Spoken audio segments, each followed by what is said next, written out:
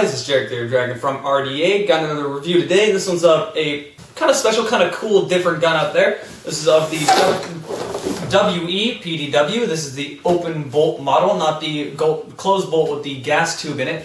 What the open bolt and closed bolt means for WE isn't the same as a real gun. So if you're just getting into WE's gas blowbacks, all this means is that their closed version, the closed bolt one, has a gas tube in it, so it's not. I mean, it's blowback, but it's not official blowback. The open bolt just means that it works like it should. It's just an open space where the bolt would be pulled back, which is, to be fair, a lot better. The closed bolt one is really not that good of a gun, but I've been fairly impressed with the open bolt one, so let's go ahead and continue on with the review. The box is really, there's nothing special about it, it just has a bunch of stickers on it. Open up the box. This is what you find. Thin layer of cardboard covering the gun itself, and then it's actually packaged very, very poorly. It's pretty much just zip tied in. So when you guys get it from me, it will be absolutely just full of packing peanuts. So don't worry about it breaking during shipping. I will make sure that it does not break during shipping. But to WE, please ship it in a better box. However, the product, at least when I got it, was not unharmed, and it is overall very, very nice quality. It comes with an instruction manual and a sort of disassembly type thing for the barrel. Instruction manual is very, very small, just has some images, and it's really just a short instruction manual. It comes with some extra parts in case anything happens to break. Convenient. It comes with one M4 type magazine. And then the WE PDW with a PDW style magazine. So yes, this can use WE's M4 style magazines. My first impression of the gun when I took it out of the box is overall it was very, very high quality for being a WE. Everything is machined, I believe machined aluminum. It's very, very solid. Everything just it just gave that impression that it's not going to fall apart.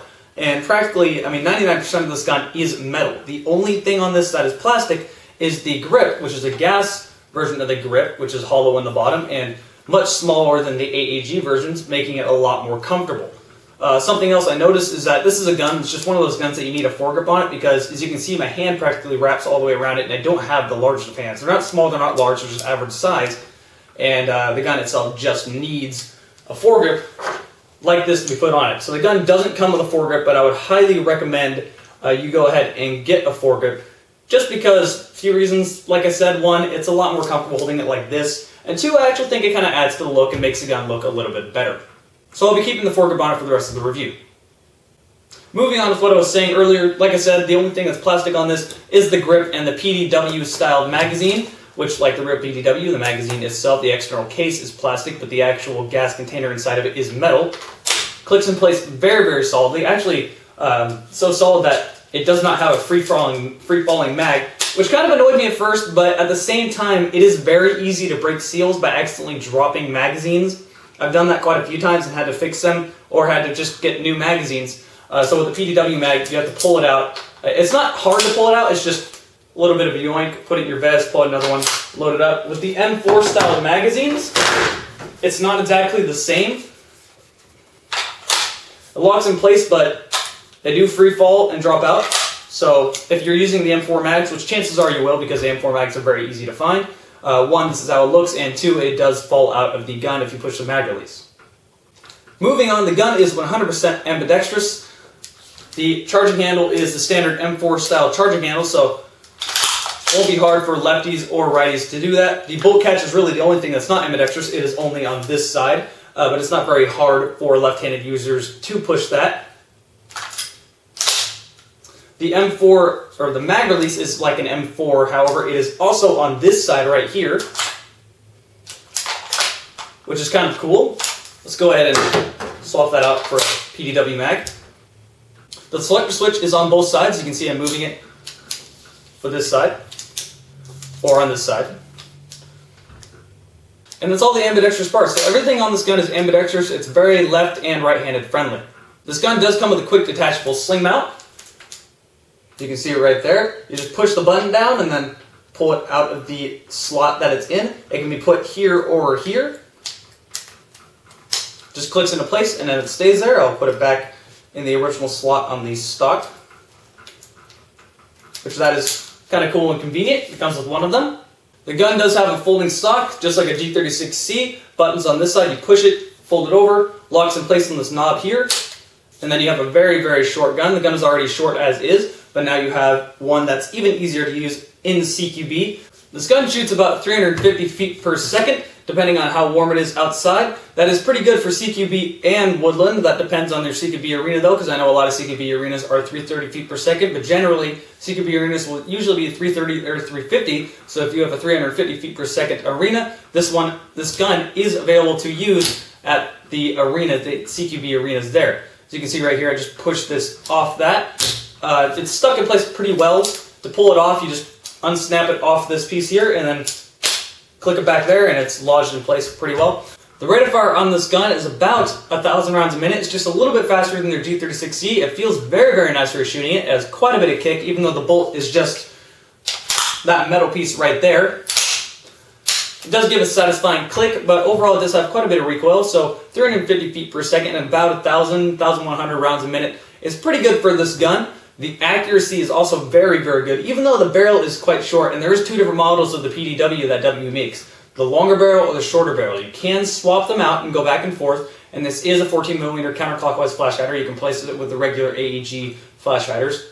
But back on topic, two different models, longer barrel and shorter barrel. I decided to get the shorter barrel, even though I think the longer barrel looks a little bit better, mainly because it's a PDW. It's supposed to be short, and the shorter you can get it, the better, because normally you're going to be using it for only close ranges. However, like I said, this gun is very, very accurate. I really didn't have enough space to test how accurate you could consistently hit things. 150 feet, I was hitting things pretty accurately, even though the gun was practically frozen.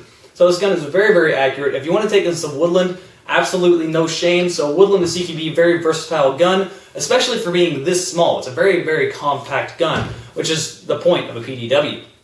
Mags on this gun are actually pretty cool.